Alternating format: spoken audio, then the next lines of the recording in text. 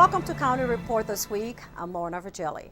We start the show this week with a story that is mobilizing efforts to stop the shift of teacher pension costs.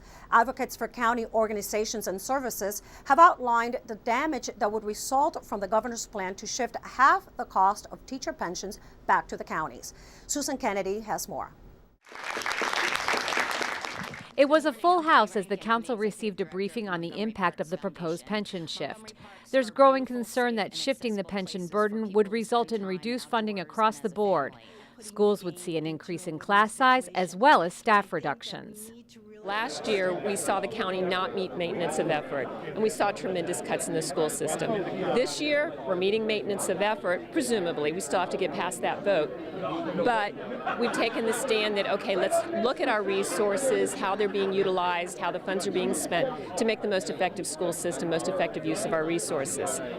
That's with the idea that next year we're going to see restorations of those cuts. You've heard about guidance counselors where we have thousands of kids that don't have access to a guidance counselor during half the school day. We're lacking in media specialists. School libraries are closed during the day. There's so many examples there where we need to start restoring, and if we take this huge hit on the pension shift, we're not going to see that next year. Montgomery County Libraries has taken the biggest hit of any county agency since fiscal year '09. We're just trying to dig out. We had to fight like heck to get $3 million put in last year. Now if they start shifting $47 million in the first year, much less what happens to up to $40, $50, $60, $70 million under the county as a whole, we know that all that progress we've made is going to get wiped out. Joining elected and appointed officials at the briefing were members of the county's employee union, McGeo. They say the shift would drastically impair their ability to do their job. Right now we're challenged as it is with the budget cuts. With this going on, it's going to make further challenges on us. I take pride in what I do in helping people, and it's going to affect the people that I help, and they won't get the services that they need because of short staffing, budget cuts, lack of programs, things they need to get back on their feet. We do need everybody on board, and we have everybody on board. And so it is my hope that with this united effort among not just our delegation, but statewide, we were doing here in Montgomery County what other communities are doing and other councils are doing throughout the state. So this isn't just a Montgomery County issue. No, this goes to, as you heard, Prince George's County, Charles County. All of our counties care deeply about this because they'll all be affected. I'm Susan Kennedy for County Report This Week. Maryland Lieutenant Governor Anthony Brown visited Montgomery County this week and met with Executive Ike Leggett to discuss issues important to the county. The Lieutenant Governor also met with Council Member Craig Rice and participated in the recording of the television show No Boundaries to be aired on CCM. On the show, he addressed state and county issues. County residents that want to learn how to manage their diabetes have a new educational tool. The county is offering free monthly diabetes classes at various locations. Residents can also join the Diabetes Dining Club at locations in Gaithersburg and Rockville for monthly dinners that combine a healthy meal, physical activity, and a chance to socialize while learning about diabetes management. The classes are accredited by the American Association of Diabetes Educators and meets 3 hours per week for 4 weeks. To register, go to onehealthylife.org or call 301-421-5767. Renovations have begun at the Olney Library. Montgomery County Public Libraries and the Department of General Services announced the official start of construction on the project. The library will remain closed during reconstruction, and partial interim library services will be provided to the Olney community by the end of the first quarter of 2012 using a kiosk, which will be located at the Longwood Recreation Center. Final completion is expected in early fall of 2013.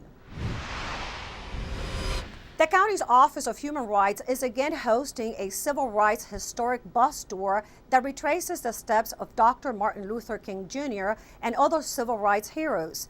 The tour will take place from April 2nd through the 7th.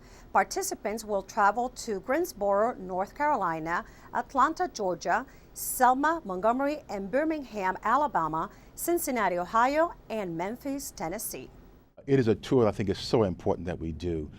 It is, for many of us who are in the civil rights work, it's a pilgrimage kind of opportunity for those of us who sojourned in this particular work. But for our entire community, I mean our entire community, it's a chance to sort of go back and relive, retrace some of the steps of many of our freedom fighters that had they not done what they did many years ago in the 60s particularly, we would not be sitting here today. You and I assure you of that, would not be sitting here today. The cost of the 6-day bus tour for a group of 4 is $445 per person, including hotel, transportation, some meals, and all museum fees. If interested, visit montgomerycountymd.gov/human rights. When we come back, we'll tell you how you have rated the county's 311 call center. And we'll have updates from the police department and the Department of Transportation. On Rockville 11's Bridget Breuer, coming up next, we'll tell you why some 4th graders inside this school are ready to be the next mayor of Rockville when County Report This Week continues. It's called PEG Television, and it's an important part of your community.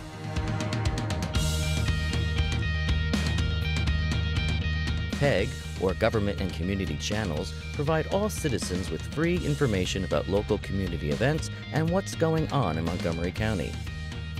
It's our window on the world of diversity that makes Montgomery County a great place to live. It's the arts. It's the latest in local news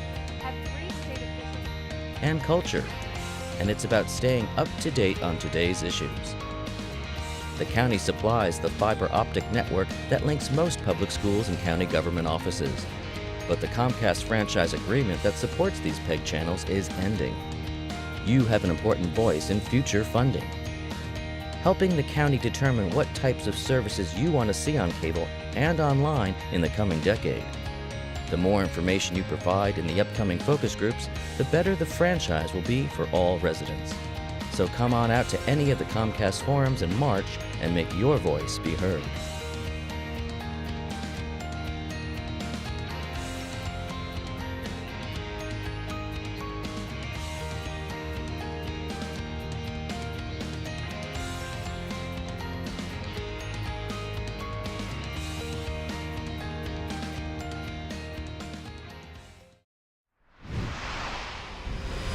Welcome back to County Report This Week. I'm Lorna Vigili.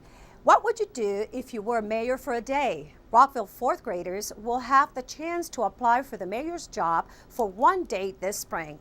Our Rockville 11's Bridget Breuer has more. I don't think anybody wants to be mayor who doesn't like people. That's the advice given by Mayor Phyllis Marcuccio to the 4th grade students at St. Raphael School. She was there to promote the If I Were Mayor contest. We talked about the city in general, and they gave lots of great ideas, but now they have to get down to work and write an essay. It was just one stop on the mayor's tour of local schools to promote the contest, which has 4th graders writing essays on what they would do as Rockville's mayor. I think in my essay I'm going to write about the deer problem, and I think I might write about the deer problem also. I think I'm going to write about the litter because I've seen parks that have so much litter and it's really causing a problem. Katie Bell of St. Raphael's was the runner-up last year. She had some advice for this year's aspiring mayors. You might think of something before and then just think of something after, and you could just add it. It doesn't matter. Your ideas will always be really good. The winner gets to eat lunch with the mayor, participate in a parade, and even have their own street sign named after them. Well, I got the certificate, and I went out to dinner that night, and I got to be with my family, and I went on TV, and I thought it was pretty cool. But it's not just fun for the students. As a former science teacher, Mayor Marcuccio enjoys her time back in the classroom. Oh, it gives me great faith in the future.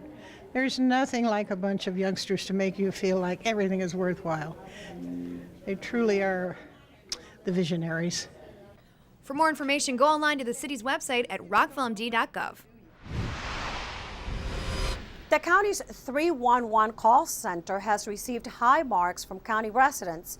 A recent customer satisfaction survey of hundreds of users showed that more than 77% of callers were satisfied or extremely satisfied with the overall 311 experience. The MC 311 call center handles an average of 48,000 calls per month.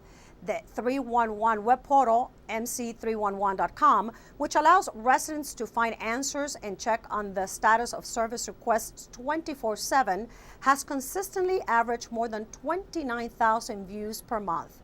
The comments received from residents were mostly positive, showing that the commitment to providing high-quality customer service is paying off. And now we go to Officer Rebecca Innocenti with an update of a rape that occurred 5 years ago. Officer? Thank you, Lorna. On December 22, 2007, officers responded to the Hilton Inn located on Montgomery Village Avenue for the report of a rape that just occurred. A member of the house cleaning staff, a 50-year-old female, had entered a room to clean it, and while she was cleaning the room, a male entered the room, physically assaulted her, and raped her. During the course of the investigation, detectives were able to obtain a DNA profile of the suspect from evidence left at that scene. That DNA profile was entered into a national database. Very recently, the Montgomery County Police Department received notice from that database that there was now a match for the suspect, and he is being identified as Darren Lee Marshall, age 28, of Upper Marlboro, Maryland. Now, was he arrested, officer? He was. As soon as detectives heard that there was a match, there was a DNA profile match, he was arrested on February 27th and charged with first-degree rape. Thank you, Officer Innocenti, for that update. And now we go to Tom Pogue from the county's Department of Transportation for an update. Tom? Hi, I'm Tom Pogue, Community Relations Manager for the Department of Transportation. Here's an update for Montgomery County. The county has received $90 million from the U.S. Department of Defense for transportation projects in Bethesda. The funds will be used to address traffic congestion resulting from the move of the Walter Reed Army Medical Center to the National Naval Medical Center under the Base Realignment and Closure Act. These projects include $40 million for the county to construct the Maryland Route 355 crossing. The project will install deep elevators on the east side of the pike to the metro station platform and a pedestrian tunnel for bus and carpool commuters and walkers. $49 million for the state to construct improvements at 4 major intersections: Rockville Pike at Cedar Lane and at Jones Bridge Road, Connecticut Avenue at Jones Bridge Road, and West Cedar Lane at Old Georgetown Road. These projects are in addition to new or renovated bike paths and sidewalks MCDOT has already constructed at the medical complex. Together, they will improve transit and vehicle mobility and promote pedestrian safety. For more information, visit the county's website at montgomerycountymd.gov. We're working to keep you moving. When we come back, a Redskins player visits one of our schools. And we bring you an eye-opening experience regarding teenage girls in our county. We'll be right back.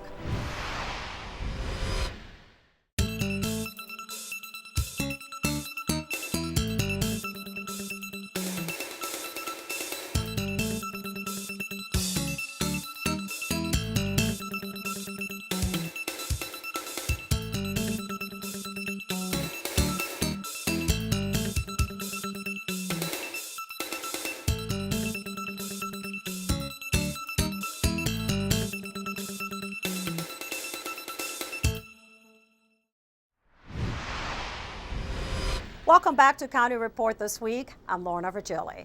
Students and teachers at Longview School in Germantown received a surprise treat recently when they were visited by a member of the Burgundy and Gold. But this Redskins player wasn't there to show off his field skills, but rather to promote skills of another kind. Montgomery Public Schools has a story. It was a bright and cheerful day at Longview School in Germantown. And there were smiles all around as Leonard Hankerson of the Washington Redskins visited with students to read and talk about books. Hankerson was joined by 20 volunteers from Federal Express in a joint effort sponsored by the Washington Redskins Charitable Foundation to promote literacy and reading to MCPS school children. Over the last few months, we've delivered helped deliver almost 280,000 materials or reading material to throughout the greater DC area. And you see our truck in the purple and orange driving all over the place, but it's more than that. It's about a community that we serve. Well, literacy is critical. We know through research that says that kids who are reading on or above grade average in the second and third grade are more likely to go to college. We can do a lot by just bringing out players, raising awareness about education, about literacy, and really making things happen in ways that a lot of kids, wouldn't normally get. It wasn't just the kids who were excited about a visit by the Washington Redskins. MCPS staff were sporting their burgundy and gold and getting a few autographs. Longview teacher Josh Schechter has been working to arrange this visit for more than 3 years. And just to see the look on the kids' faces, it was great. Well worth the wait. This is Marissa. But for receiver Leonard Hankerson, it was about connecting with the kids at the school. Oh, I'm thinking I'm here having a smile on my face as I came here to Longview, put a smile on kids' face, read to them today, and just have fun with everybody that was here and show love to the kids.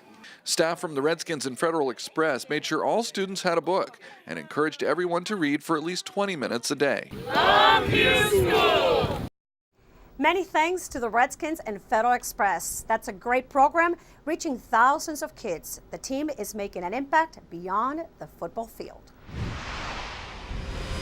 County Council member Valerie Irvin teamed up with Montgomery College to educate and inspire female students at a Black History Month event on the Tacoma Park Silver Spring campus. Here's the story. Montgomery County Council member Valerie Irvin helped to close out Black History Month with a keynote speech and a question and answer session at Montgomery College's Sister Citizen, Black Women in American Culture and History event.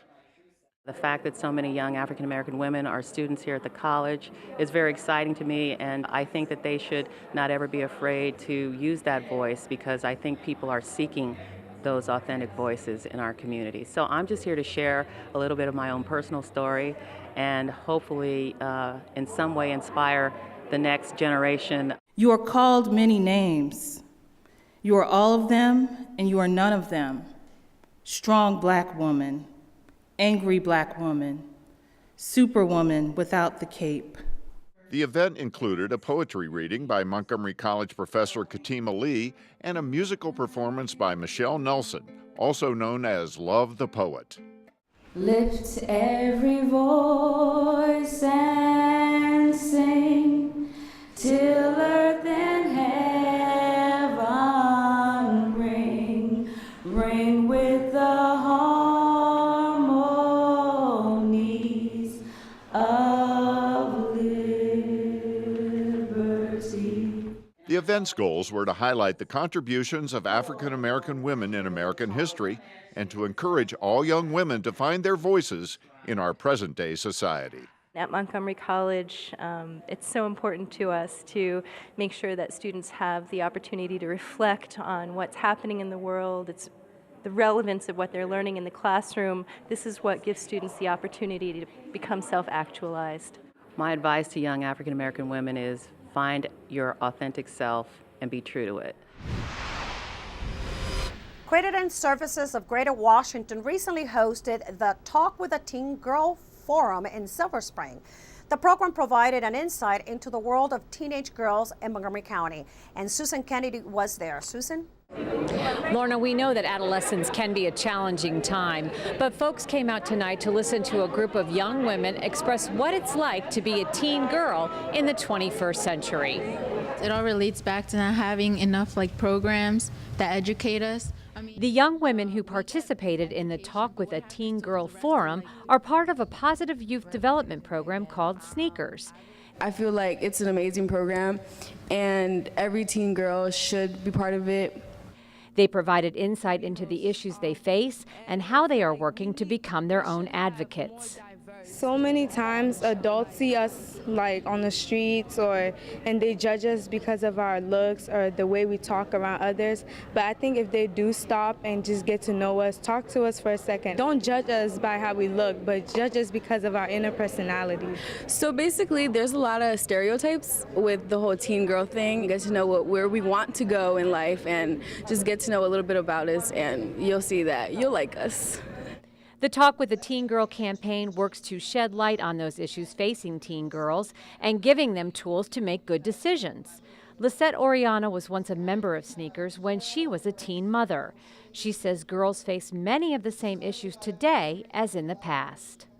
Years go by, but the issues still stay the same, and girls are still navigating the same challenges, whether you're a teen mother or not, that I had in high school. And we still just want to be heard. We want to be valued. We don't want to be judged. We just want someone who shows they understand and they care. I think everyone wants respect. Councilmember Nancy Florine took part in the panel discussion. She said she was speechless after she heard about some of the obstacles the girls from the sneakers say they face, and it's important to recognize these young women are our future. Everything we can do to bring attention to that fact, I think, is really critical to the success of this county. It's true for all our young people. Their world is so different from how it used to be when I was young. And we need to listen. That's the most important thing. It's true for us as politicians, and it's true for us as community members. We need to know to listen. I'm Susan Kennedy for County Report This Week. Start thinking of a name if you would like to adopt this friendly male beagle. Kathy Stanhope from the Humane Society shows us this sweet dog in our Pet of the Week segment. Kathy? Hi, this is Kathy Stanhope with your Pet of the Week at the Montgomery County Humane Society. And today we have a special little guy. We are here with an unnamed beagle. We're just identifying him as tag number 295. And he is a cutie. He's a very tiny little beagle. He's about a year old. And this poor little guy was found wandering the streets, and he was skinny and he was dirty and he was starving.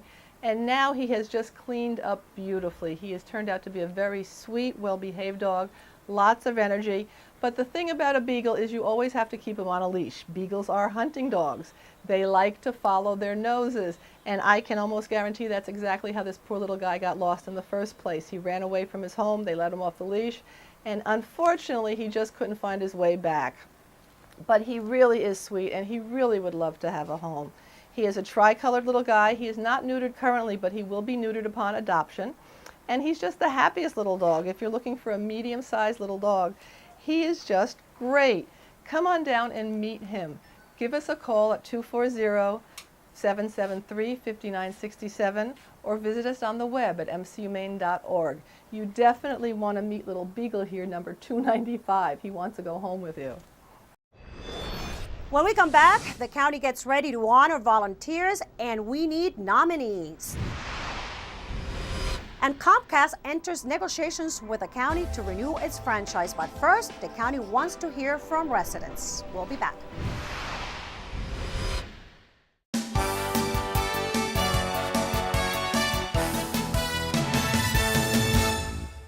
Hold on to your hats because Ramona Quimby is coming back to MC. Don't miss the latest adventures of the world's most animated third grader. Saturday, March 10th in the Perilla Performing Arts Center on the Rockville campus.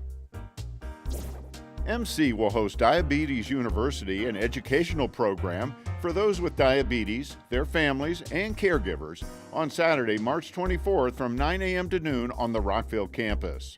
Reservations are required for this free event. Help your child tap into their creativity and expand their interests by signing up for MC's Summer Youth Program. Registration is now open for over 200 full and half-day classes offered on all 3 MC campuses. For more information about the endless possibilities at your community college, visit our website. Welcome back to County Report This Week. I'm Lorna Virgili. Montgomery County has taken great strides to increase the amount of household items that can be recycled. Montgomery Community Media's Susan Stark has more information. Have you ever wondered what happens to the materials you put in the blue bin every week?